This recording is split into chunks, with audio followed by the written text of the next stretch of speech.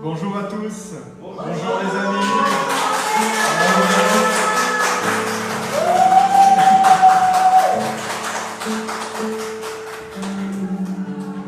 Bon, je vois que ça va, c'est cool. En même temps, quand on est le peuple de Dieu, ça peut aller. Amen. Prenez place, soyez les bienvenus. On a des enfants ce matin, c'est cool. Des petits bouts partout. Alléluia, merci Seigneur.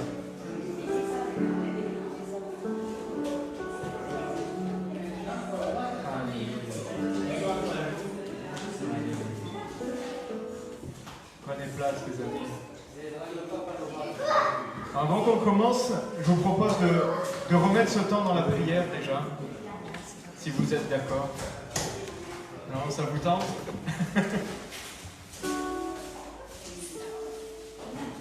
On va prier, on va se mettre devant notre Dieu. On est là pour lui ce matin.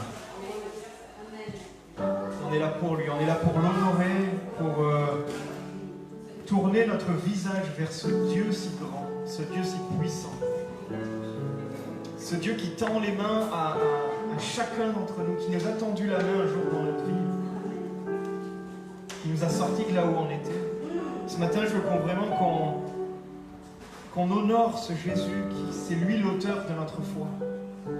Notre foi est placée en lui, sur sa personne, sur qui il est. Ce matin, je voudrais que si on a des tracas, des soucis, des choses qui polluent un peu notre âme, qui polluent,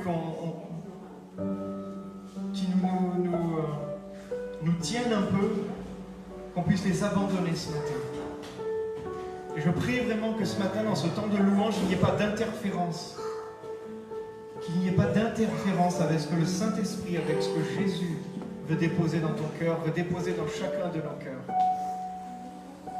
Ces œuvres sont grandes, mes amis. Ces œuvres sont merveilleuses, mes amis.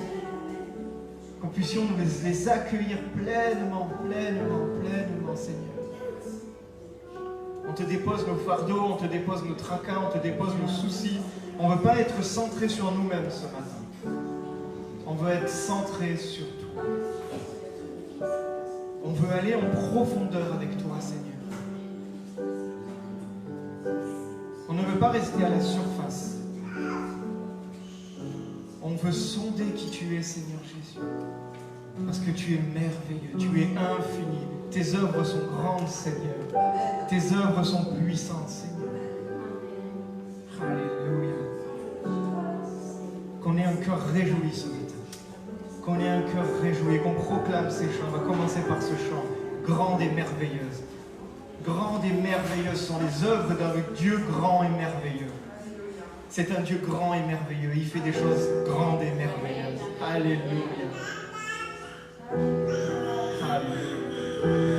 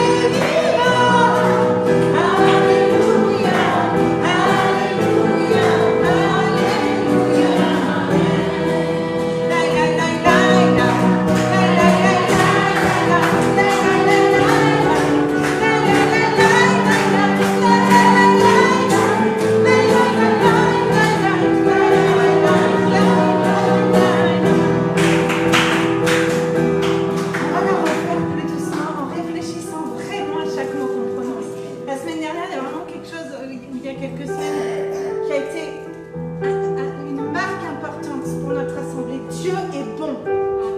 Dieu est bon. Dieu est bon.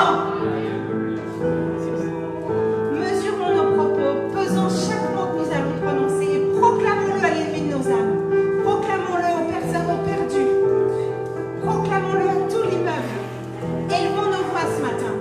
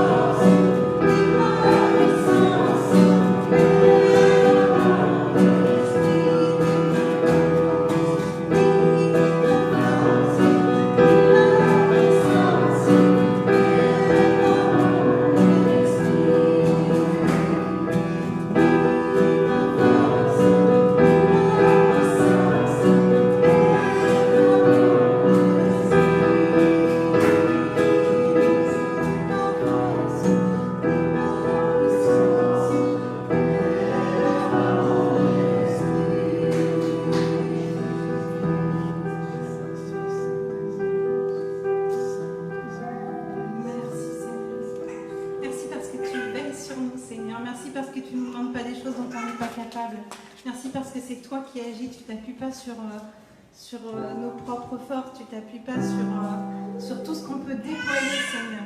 Tu t'appuies sur ce qu'on est et sur notre foi, Seigneur. On s'appuie sur toi ce matin.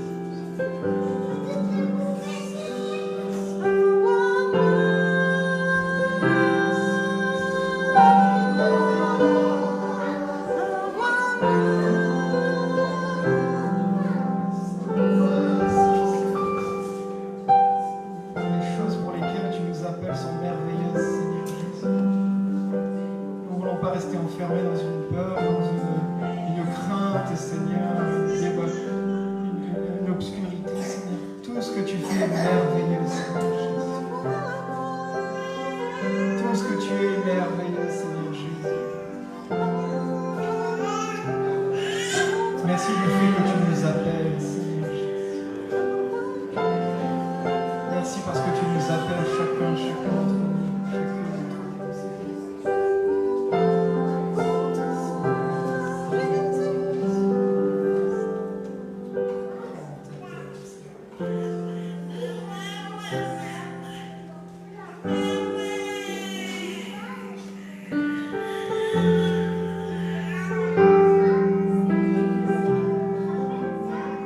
Aujourd'hui, je veux proclamer, Seigneur, que comme tu me demandes, Seigneur, je veux marcher, je veux avancer. Je veux sortir de cette prison dans laquelle je peux être, de ces murs. Que ce soit des murs de peur, des murs de comparaison, des murs d'orgueil, des murs de quel que soit ce qui m'enferme, quel que soit ce qui me met dans cette boîte, Seigneur. Je veux proclamer que je suis plus esclave. Je suis plus esclave de l'éducation que j'ai reçue. Je suis plus esclave de la peur. Je suis plus esclave de la comparaison dans ma vie. Je suis plus esclave de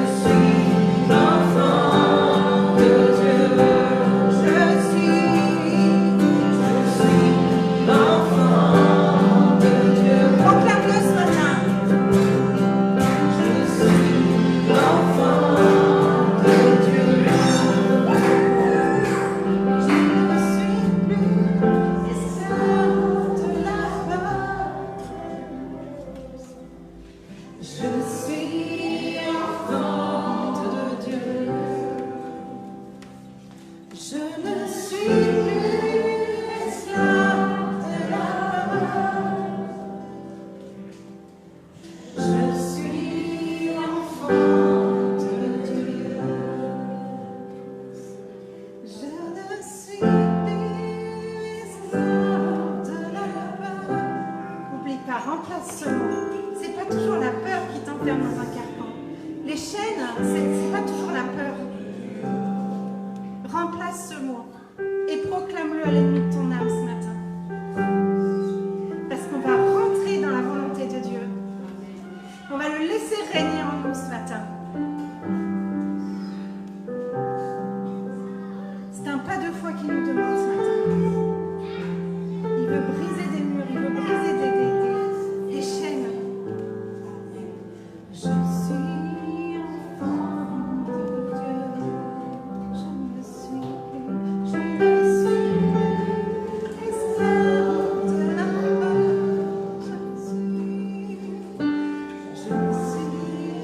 enfant de Dieu. Je ne suis plus esclave de la peur.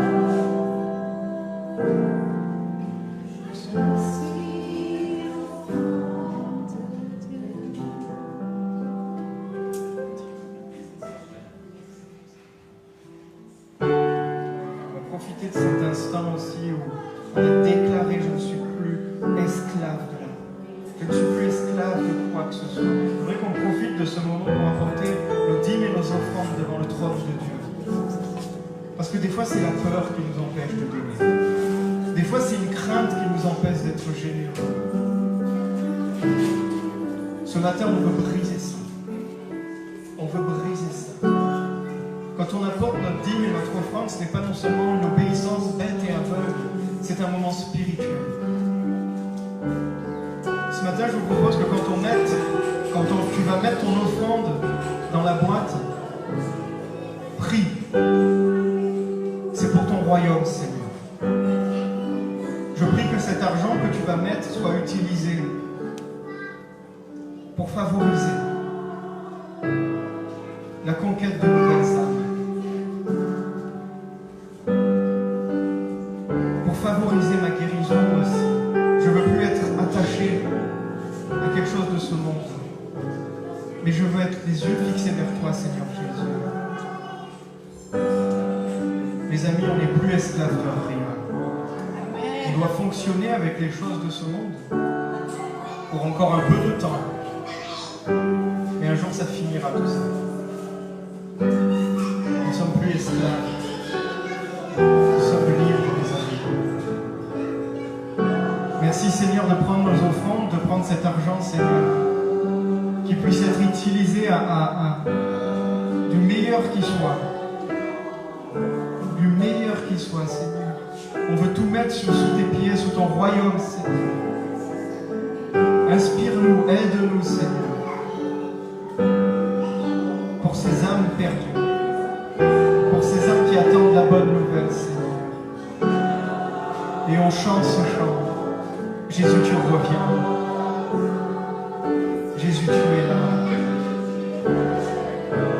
Oui, règne dans ce lieu, Seigneur. Règne sur nos cœurs, Seigneur. Règne sur cette ville, Seigneur. Alléluia. Gloire à toi, Seigneur Jésus. Il y a des nouvelles créatures dans ce lieu. Il y a des nouvelles créatures dans ce lieu.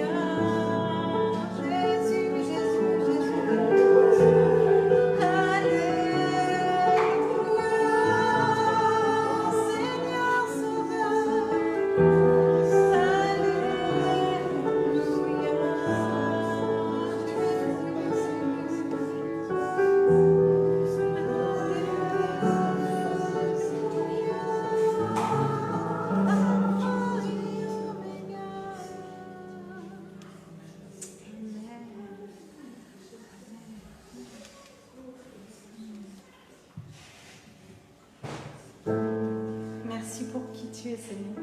Merci pour tout ce que tu es dans nos vies. Tu es tout, on te confie toutes nos vies. Tu es le roi des rois, le roi du roi, Seigneur. Et avec toi, on va faire des exploits, Seigneur. Avec toi, on va déplacer des montagnes, Seigneur.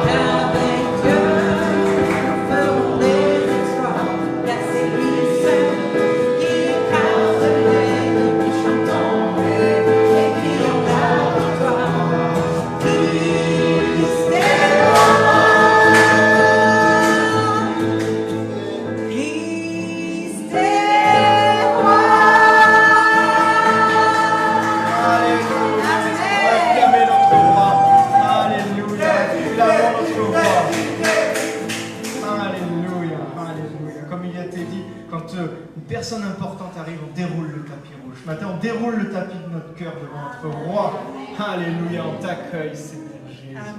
Merci, Seigneur, merci. Alléluia. Et on déroule un tapis aussi pour notre pasteur ce matin.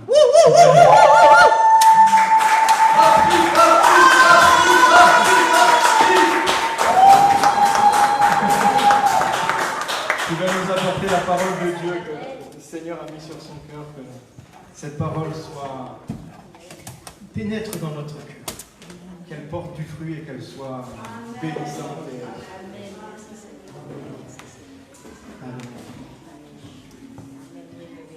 Alors vous avez les salutations de Dan. qui est à Los Angeles et il a partagé en fait la parole pour mobiliser, en espagnol, oui, mobiliser donc c'est l'église hispanique la plus grande des États-Unis, qui est donc à Los Angeles, et elle est dans Angelus Temple. Et Angelus Temple, il faut comprendre que c'est le berceau Los Angeles. Que c'est là qu'a démarré Foursquare en fait, il y a 100 ans. Donc l'an prochain, ce sera l'anniversaire, les 100 ans de Foursquare à Los Angeles. Il y aura donc un grand événement.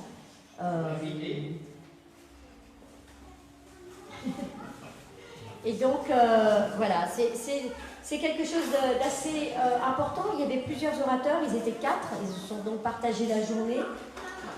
Et c'était vraiment focalisé sur la mission. Et bien évidemment, on a tous cette tendance à, quand on pense à la mission, c'est ce que les autres sont appelés à faire. Ou alors, c'est ce que je suis appelée à faire dans un autre endroit, un autre pays, une autre ville, un certain peuple. Mais en fait, ce n'est pas si certain que ça. La mission, c'est pas seulement ça. La mission, c'est proclamer l'évangile où que ce soit. Et la mission, ça peut être même sur ton lieu de travail. D'ailleurs, bien souvent, on se fait des idées d'être missionnaire. C'est quelque part quelque chose de bien particulier qu'on fait dans un pays étranger. Et ce que j'ai observé pendant toutes mes années de marche, c'est que si Dieu t'appelle à être missionnaire, il va t'encourager à commencer là où tu es. Il va t'encourager à commencer dans ton cercle d'influence et non pas le jour où tu pars à l'étranger ou ailleurs. Ou que tu cibles un certain peuple. En fait, tu commences là où tu es. Et pendant la louange, j'ai donc eu un verset dans Ésaïe, parce qu'on a parlé pas mal on a chanté pas mal sur libérer de la peur, ne plus craindre, etc. Et dans Ésaïe 43, verset 1 exactement, il est dit « Ne crains rien, dit le Seigneur, car je t'ai racheté. Je t'ai appelé par ton nom. Tu es à moi. Tu vaux cher à mes yeux. Tu as du poids et moi, je t'aime. Dieu m'appelle par mon nom. Ma vie est précieuse pour lui. Elle est indispensable. Elle mérite le respect. Ne l'oublions jamais. Notre vie, elle est unique. Et donc, quand Dieu dit qu'il nous aime et on a du poids à ses yeux, ça veut dire que, vous savez, quand on porte un bébé, on voit le poids qu'il a. Mais Dieu, il nous porte dans son cœur. Et on a chanté un autre chant qui dit qu'avant même que nous soyons nés, Dieu nous connaissait par notre nom. Et ça, c'est une chose à ne jamais perdre de vue. Quelquefois, on imagine que Dieu nous connaît à partir du moment où on ouvre notre cœur, qu'on lui dit « Viens, Jésus, rentre dans ma vie ». Mais non, Dieu te connaissait bien avant que tu naisses. Dans le sein de ta mère, il te connaissait déjà. C'est lui qui t'a tissé dans les profondeurs, comme le dit la parole, les profondeurs. Et donc, tous ces chants, voilà, c'est une petite parenthèse, ça m'a vraiment fait penser à ce passage-là qui illustre vraiment l'amour et combien Dieu nous dépasse. L'amour de Dieu est tellement large, haut, profond. Rien ne peut le contenir. Rien. C'est ce que dit sa parole. Alors aujourd'hui, j'aimerais qu'on regarde dans Galates, versets 6 et 9, chapitre 6, verset 9, un passage qui dit, donc Galates 6, chapitre 6, verset 9, ça dit « Agissons de façon généreuse et faisons le bien, sans perdre courage, sans nous lasser et sans défaillir, car, finalement, au moment convenu, nous récolterons, si nous ne perdons pas courage et si nous ne faiblissons pas. » Alors déjà, il y a pas mal de choses qu'on peut faire qui sont simples. Agissons de façon généreuse. on agit beaucoup, mais est-ce que nous le faisons de façon généreuse? Est-ce que là, il est dit d'agir quand on a envie ou pas envie? Non, c'est presque un ordre. Agissons de façon généreuse et faisons le bien. On a toujours le choix de faire le bien. Toujours. On peut soit ne rien faire, rester neutre, ou aller sortir de ces sentiers battus pour justement aider, faire le bien. Et quand on le fait, qu'on ne voit pas de résultat, on est sorti dans la rue, quand on ne voit pas de résultat immédiat, souvent on perd courage. Au bout d'un certain temps, on perd courage. On perd la force, on perd la motivation, on perd l'envie. En fait, on perd le Seigneur de vue aussi. Et puis on se dit à quoi bon finalement, si les autres vivent comme ça. Mais le Seigneur a bien dit dans sa parole aussi qu'il pouvait renouveler nos forces comme l'aigle qui prend son envol, qui vole très haut. Donc il y a tout un contexte à prendre. Quand on reste près de Dieu, on est connecté à la force, on est connecté à l'envie de faire du bien. C'est même plus un choix, on cherche à faire le bien. Tenons bon. En fait, c'est ça, c'est tenir bon. Persévérer, tenir bon. Ne pas se laisser aller. C'est reprendre dans l'ennemi du camp, dans le camp de l'ennemi, ce qui nous a volé. C'est aller chercher ce que Dieu t'a déjà donné. Quelquefois, ça suscite un petit peu de stratégie. Quelquefois, ça suscite même une réalisation que Dieu t'a donnée, mais que c'est prisonnier qu'il faut aller le chercher dans le camp de l'ennemi. C'est un pas à la fois, en fait. Un pas à la fois. Et souvent, on voit la cible très loin et on oublie que c'est un pas à la fois, un jour après l'autre. Un jour suffit, à chaque jour suffit sa peine. Si nous pouvons réaliser que c'est pas grave si aujourd'hui il n'y a pas 36 000 choses qui se sont arrivées, mais c'est un jour de plus près vers la cible. Et celle où tu seras avec le Seigneur pour toujours, c'est ça notre cible. Pour obtenir les désirs de notre cœur, la Bible nous le dit, qu'est-ce que nous faisons? Nous nous approchons de Dieu. Et quand on s'approche de Dieu, ça change notre optique. Ça change notre façon de voir. Souvent, quand on vient au Seigneur, on entend des choses de base. Et comme aujourd'hui, je ne vais pas vous révéler les choses de base. Déjà, est-ce que nous pratiquons les choses de base? Bien souvent, on veut quelque chose de nouveau. Quelquefois, on se dit, oui, allez Seigneur, je veux entendre un truc nouveau qui va me défier. Mais est-ce que déjà, tu mets les choses de base en pratique dans ta vie? Est-ce que tu n'as pas besoin de réécouter, comme les enfants, souvent on leur dit? Ils savent qu'il faut dire merci, ils savent qu'il faut être reconnaissant, on apprend ces choses-là, c'est pas inné. Et dans notre marche avec le Seigneur, il y a plein de choses qu'on doit être tout souvent rappelés de faire pour justement rester dans le mouvement de l'avancement. On avance, on marche. Donc dans Galates 6,9, il est dit de persévérer, de ne pas être des lâcheurs, de ne pas être des lâches, de ne pas tout bazarder parce que les choses ne vont pas assez vite. Dieu, ce qu'il cherche, c'est des enfants qui vont aller jusqu'au bout avec lui. Parce que lui nous l'a dit dans sa parole, qu'il serait avec nous jusqu'au bout, jusqu'à la fin des temps. Mais est-ce que nous marchons avec lui jusqu'à la fin des temps?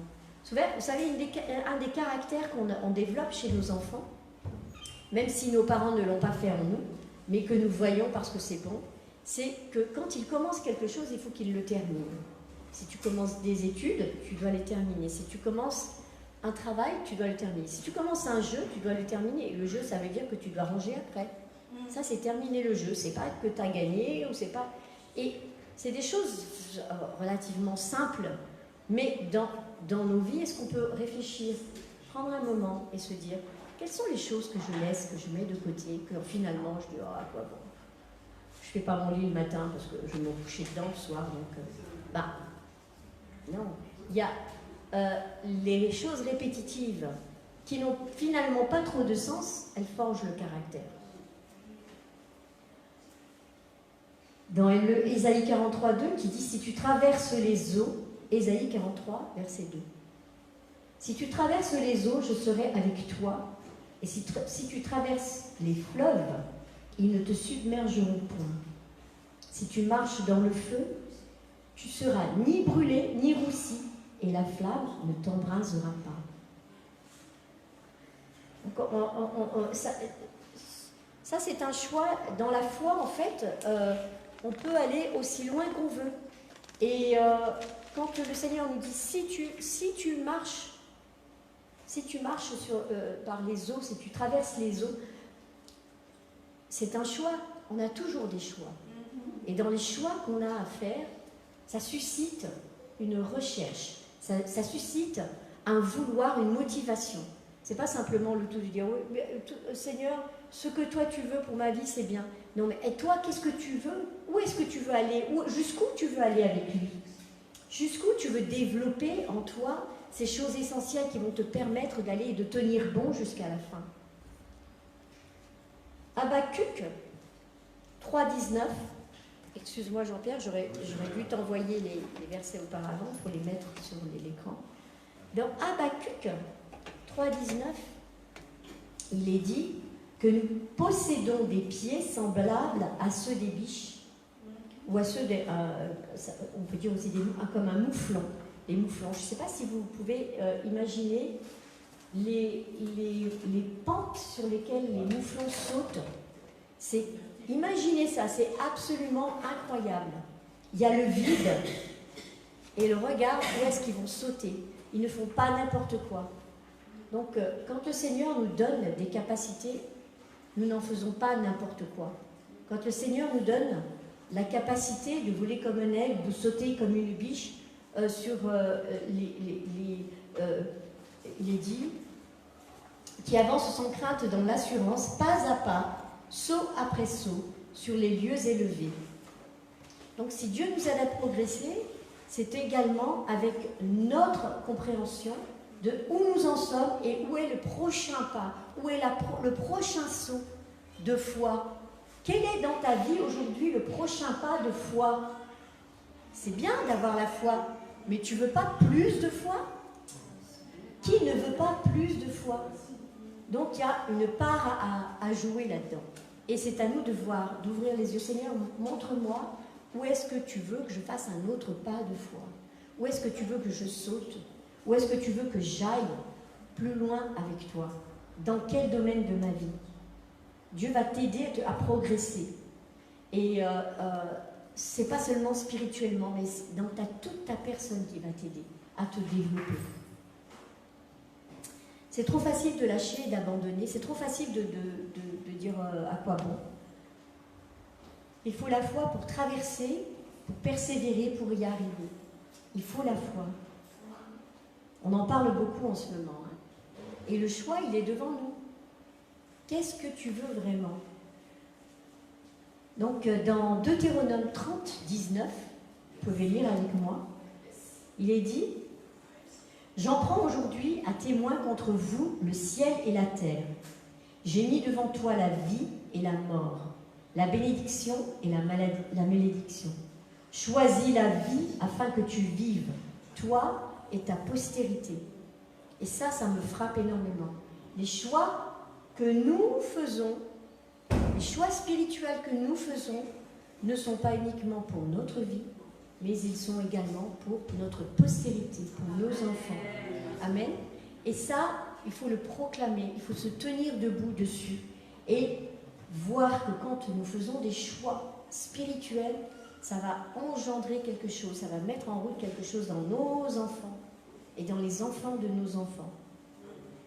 Quand ils ont un bobo, quand ils ont mal de tousser, on va prier. J'étais frappée, l'autre soir, je mets Paloma au lit et je prie, elle me dit non, c'est moi qui prie. Et alors elle prie, elle dit pour maman, pour papa, papy Dan, tonton.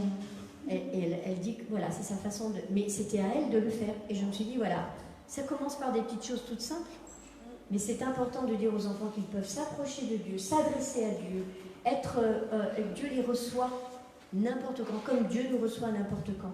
Mais ça, c'est des choses qu'on instaure dans nos enfants. Et de leur dire, de leur rappeler que les choses de base, nous-mêmes, nous en avons besoin. Nous-mêmes, nous les pratiquons.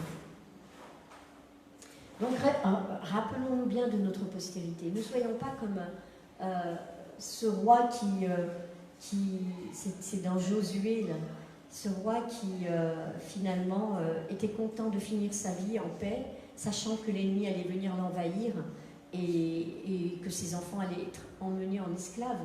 Finalement, ça n'importait pas plus que ça, tant que lui allait mourir en paix. Ça, c'est pas un bon père. Un bon père, c'est plutôt comme le roi David, qui préparait un futur pour ses enfants, qui ne pensait qu'à ça. Le reste, que va-t-il se passer avec mes enfants? Comment vont-ils vivre leur vie? Comment vont-ils marcher avec le Dieu de la vie? Et on peut lire, quand on lit l'Ancien Testament, combien de fois un père était mauvais et l'enfant suivait les mauvais pas de son père. Il faisait d'autant plus des mauvais choix. Il allait vers les faux dieux. Et quand un père était bon et que l'enfant voyait les résultats, il disait, moi c'est ce que je veux dans ma vie, je veux voir de bons résultats, je veux vivre dans la paix. Donc le choix qu'on a devant nous va nous permettre d'établir un terrain qui va nécessiter des efforts. Il va falloir garder ce terrain, il va falloir aller contre notre nature humaine pour choisir de cultiver un état d'esprit selon Dieu. L'autre fois, je vous avais dit que quand on apprend une langue étrangère, souvent, on n'apprend pas seulement des mots, on apprend ce que dans la culture de cette langue, ça veut dire. Pourquoi est-ce que les gens parlent d'une certaine manière? Pourquoi est-ce qu'ils utilisent telle expression dans une langue étrangère? Ah tiens, nous, dans notre langue, on dit ça. Pourquoi dans cette langue, ils disent ça? Ah, c'est relié au fait que dans l'histoire, il s'est passé ceci ou cela. Ou qu'il y a eu une publicité dans les années 60 qui était marrante et du coup, il y a un dicton qui est issu de ça. Quand on apprend à développer cette nature contre-humaine, mais qui est divine en nous, à le développer, à nous adresser à Dieu, à comprendre les plans de Dieu, on développe une compréhension et un langage différent. Et on apprend cette culture. Mais ça demande de la recherche, ça demande une volonté, ça demande de mettre de côté notre nature humaine. Donc là, si c'est mental, c'est pas seulement, voilà, c'est spirituel, c'est mental également. Et ça me fait penser aux sportifs qui ont cette force mentale d'arriver jusqu'au bout de leur jeu. Quand dans le sport, tu te dis, oh là là, c'est foutu. Moi, je regardais une vidéo il n'y a pas longtemps, c'était des enfants qui faisaient une course. Et dès le départ, il y a une gamine qui tombe. Et les autres, ils partent comme une flèche. Et elle se relève. Et finalement, c'est elle qui a gagné la course. Et le papa était là. Oui, il était le premier cheerleader. Là. Et je me suis dit, en fait, c'est ça... c'est de ne pas se dire, parce qu'il m'arrive telle chose, c'est fichu, ça y est, mais de pouvoir se relever, de dire mentalement, je vais y arriver, je vais aller jusqu'au bout. C'est vraiment de pouvoir, en fait, développer en nous cette motivation, parce que ça ne vient pas tout seul. Quand on est fatigué, on est fatigué. Et c'est vrai que des fois, on peut se permettre de se reposer, mais des fois, on ne peut pas. Il faut marcher, il faut continuer. On le sait bien, surtout quand on est parent. Quand on est parent, on n'a pas le choix souvent. On ne peut pas simplement se dire « Ah ben je vais me reposer et laisser les enfants faire ce qu'ils veulent ». On doit être là, présent. Donc, comment ne pas abandonner et se dire voilà, Dieu est avec moi, il m'aide, et que dans Deutéronome 30, 19, le choix que Dieu place peut être déterminant pour la suite. Le proverbe 18, au verset 21, parle beaucoup de la mort et de la vie. Là, on parle du choix entre la bénédiction et la malédiction. Hein. Et dans le proverbe 18, 21, il est dit « La mort et la vie sont au pouvoir de la langue. Quiconque s'y adonne en mangera les fruits. » Ce qu'on sème, on le récolte. quand on développe cette compréhension du royaume, cette compréhension de ce que Dieu demande de nous, de ce que Dieu fait au travers de nous, on développe également un vocabulaire. Et la langue est très importante parce que c'est celle qui va diriger notre vie. Donc ne lâchons pas prise, tenons bon, persévérons, traversons les fleuves, traversons les épreuves pour pouvoir aller jusqu'au bout. Et quand on est au bout du rouleau, c'est là qu'on peut vraiment dépendre de Dieu et reprogrammer dans notre esprit charnel qui est profane et terrestre. Toutes nos pensées deviennent semblables à celles de Dieu avec l'effort, avec la conscience que c'est de notre vouloir. Quand on lit la parole de Dieu, quand on prie, quand on est avec des bien-aimés, on développe cette mentalité du royaume. Dieu fait équipe avec nous. S'il dit qu'il a mis le joug sur nous, c'est parce qu'il fait équipe avec nous. Il n'est pas contre nous, mais c'est à nous de contrôler nos pensées. C'est à nous de contrôler notre langue. C'est à nous de contrôler nos choix. C'est à nous de persévérer. C'est à nous de choisir chaque jour, à chaque moment, si on va d'un côté ou d'un autre. Si on va dans la chair ou si on va dans ce que Dieu, dans la victoire. La coopération, elle est essentielle, mais c'est une coopération qui requiert nos efforts constants. Alors quand on dit, on entend, oui, on trouve le repos dans le Seigneur, mais comment alors à ce moment-là, comment on fait quand on est dans une bataille constante et en même temps on peut se reposer en Seigneur? C'est quand on réalise que finalement on prie et que le Seigneur nous accorde sa paix et qu'on marche là-dedans. Le choix, il se fait juste avant. Il se fait juste avant de pouvoir arriver à ce moment de paix, de repos complet dans le Seigneur. C'est long, la marche elle est longue, mais si on est dans la bonne direction, c'est bien, c'est bon. On ne va pas y arriver en un jour, mais on va y arriver. Aller de l'avant, c'est ne pas rester sur place. C'est de ne pas rester dans la médiocrité, c'est de ne pas rester dans le pétrin jusqu'à la fin de ses jours. C'est de dire stop, j'ai décidé. Quand tu as une mauvaise nouvelle, on a un frère ici qui avait une mauvaise nouvelle, et quand il a partagé ça au groupe de maison, ça m'a rappelé, je me suis dit c'est ça. Il a décidé de ne pas écouter un diagnostic, mais de dire ok, Dieu tu dis ça, je décide de te croire. C'est tout ça, et en même temps c'est super dur, parce qu'on est humain. On est tellement humain. Et tout va contre notre foi. Le premier ennemi de notre foi, c'est nous-mêmes, c'est notre raisonnement. C'est notre façon de penser humaine, logique. Ah, mais la logique me dit que tournons-nous et partons dans le chemin que Dieu a tracé devant nous. L'Éternel, notre Dieu, nous a parlé à Horeb. Alors ça, c'est dans Deutéronome 1, 6, 8. Deutéronome 1, de 6, le verset 6 à 8. L'Éternel, notre Dieu, nous a parlé à Horeb en disant « Vous avez demeuré dans cette montagne. Tournez-vous et partez, allez à la montagne des Amoréens. » Un peu plus loin. « Voyez, j'ai mis le pays devant vous. Allez et prenez possession du pays que l'Éternel a juré de donner à vos pères, Abraham, Isaac et Jacob, et à leur postérité après eux. » Quand Dieu accomplit quelque chose dans ta vie, quand il te donne une révélation, quand il te donne de posséder, de prendre possession de ce qu'il a pour toi, pour ta vie, c'est pas que pour toi, c'est encore une fois, là on le voit, c'est pour après ta vie, après toi, c'est pour tes enfants. Dans Deutéronome 1.2, Moïse fait remarquer qu'il n'y a que 11 jours de marche pour atteindre Canaan, la terre promise. Pourtant, ils ont mis 40 ans. 40 ans au lieu de 11 jours. C'est fou comment on peut entendre Dieu nous dire quelque chose et on reste coincé dans la même problématique pendant des années. C'est fou. Au verset 6, il leur dit « Vous avez demeuré dans cette montagne. Ça vous est arrivé de demeurer, vous, dans la montagne de Dieu? Ça vous est dans la montagne? C'est-à-dire qu'on ne voit même plus l'horizon. On est complètement... tout est bouché. On reste coincé. Jusqu'à ce qu'on décide de faire un peu comme Abraham, de lever les yeux et de dire Seigneur, sors-moi de ça.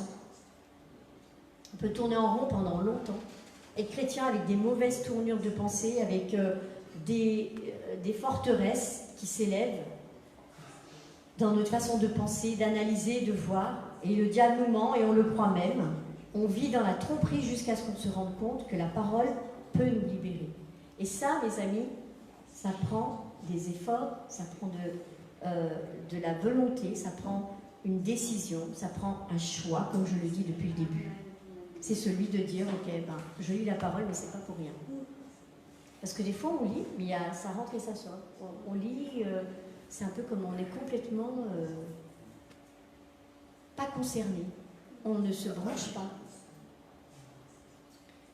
Dieu nous montre que les Israélites étaient restés dans le désert parce qu'ils avaient une mentalité de désert, une mentalité d'esclave, une mentalité d'avant, pas une mentalité de maintenant. Donc renouveler ses pensées, c'est une décision, c'est notre intelligence. Qu'est-ce qu'on veut faire de notre intelligence? Décidons de ne pas abandonner avant la victoire complète. Cela veut dire jusqu'à ce que nous ayons pris possession de l'héritage, possession de tout ce qui nous appartient, en toute légalité. Jésus a fait une œuvre qui nous permet d'acquérir en toute légalité ce qui nous appartient. Donc, vraiment, c'est des choses de base, mais je crois qu'on a besoin d'entendre ces choses parce que, clairement, on vit trop dans le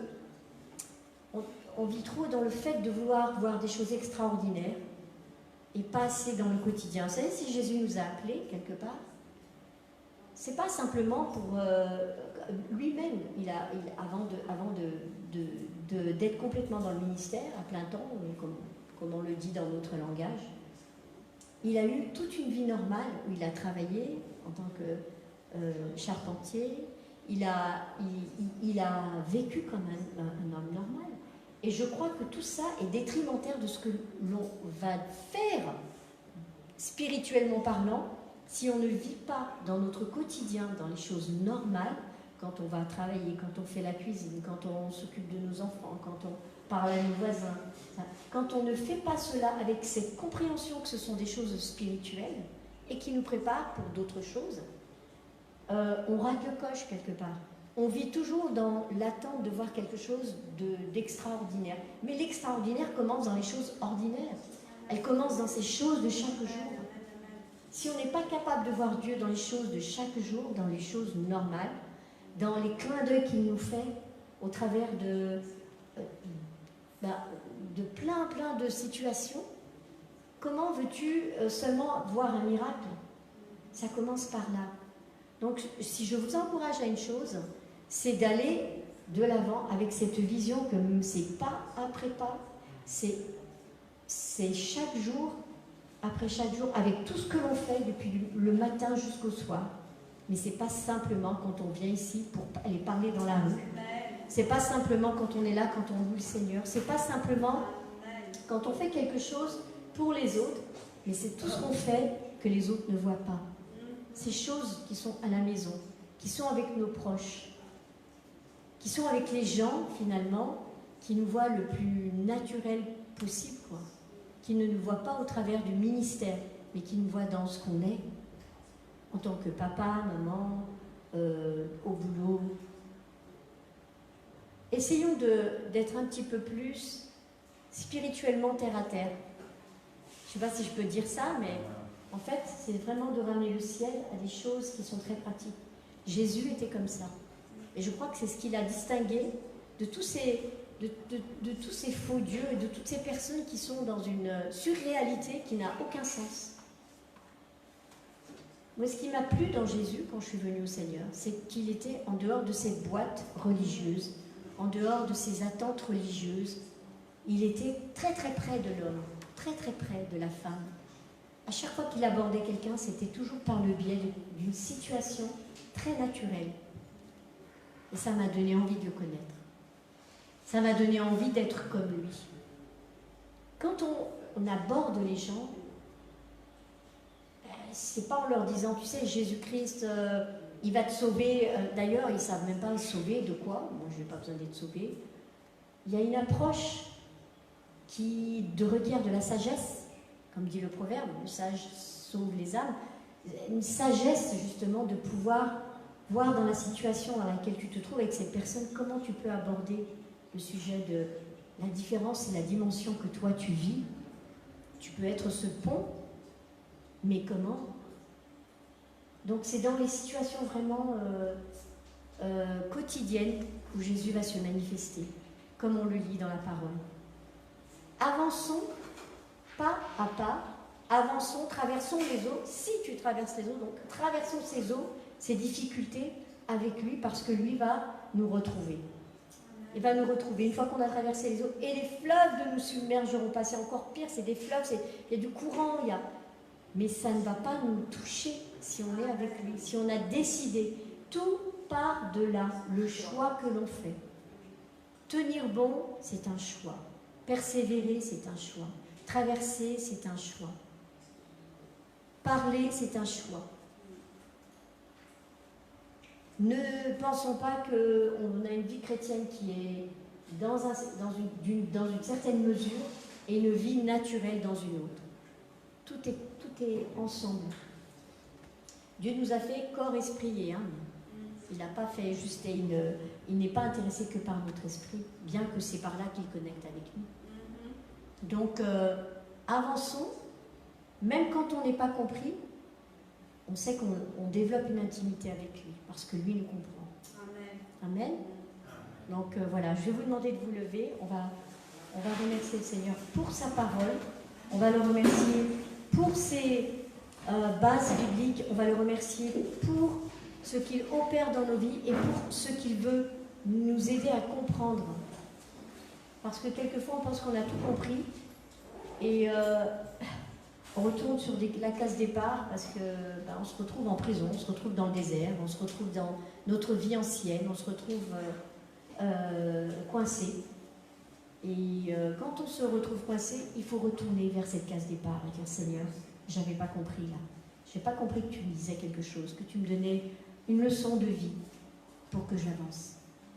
Seigneur, je veux te remettre chacun de nos cœurs. Je veux te demander, Seigneur, dans ta miséricorde, dans ta patience avec nous, dans ta longanimité, dans ta marche avec nous, parce que tu nous vois, tu nous regardes et tu attends qu'on lève les yeux vers toi, tu attends qu'on décide de réaliser que nous tournons en rond et que toi tu veux nous faire aller plus loin. Aide-nous, Seigneur, à avoir cette volonté, cette motivation de ne pas lâcher, de ne pas être des lâcheurs, mais de chercher le courage en toi et d'avancer petit à petit. Parfois on fait des grands pas et parfois on fait des tout petits pas, mais d'avancer, d'aller plus loin avec toi, de te connaître, d'entendre ce que tu nous dis, de comprendre ce que tu fais pour que nous puissions accomplir ta volonté, pour que nous puissions, Seigneur, accomplir ce que toi tu as préparé, ce que toi tu veux, et pour nos vies en premier, et pour les autres, et pour nous, et pour nos enfants, et pour les enfants de nos enfants, que nous puissions toujours recevoir ce que toi tu veux, Seigneur. Non pas ce que mon prochain a, mais ce que toi tu as pour moi. Chacun individuellement, nous voulons recevoir, Seigneur. Et Seigneur, merci pour ton esprit qui nous accompagne jour après jour, ton esprit qui veille sur nous, même quand nous sommes sous les gros nuages, ton esprit est là. Conduis-nous, Seigneur, conduis-nous, marche devant nous, que nous puissions voir la cible, le point vers lequel tu nous mènes. Je veux te remercier pour ta longanimité, Seigneur. Merci pour ta patience. Merci pour ta guérison dans nos vies. À chaque fois que nous avançons, nous avons une guérison. Nous avons quelque chose qui est un miracle, parce que tu agis, Seigneur. Nous te bénissons, Seigneur, et nous proclamons ta présence sur nos vies. Nous proclamons ta bénédiction sur nos vies, ta faveur. Et nous te remettons, Seigneur, nos enfants, nos petits-enfants. Nous te remettons toutes ces personnes qui sont issues de nos vies. Et nous te demandons de te révéler à leur cœur et de les protéger et d'aplanir le sentier devant leurs pas. dans ce monde qui est de plus en plus compliqué. Merci Seigneur. Dans le nom de Jésus, nous prions. Amen. Amen. Je vous encourage donc à... Nous allons continuer. Je veux dire au revoir à ceux qui nous ont suivis.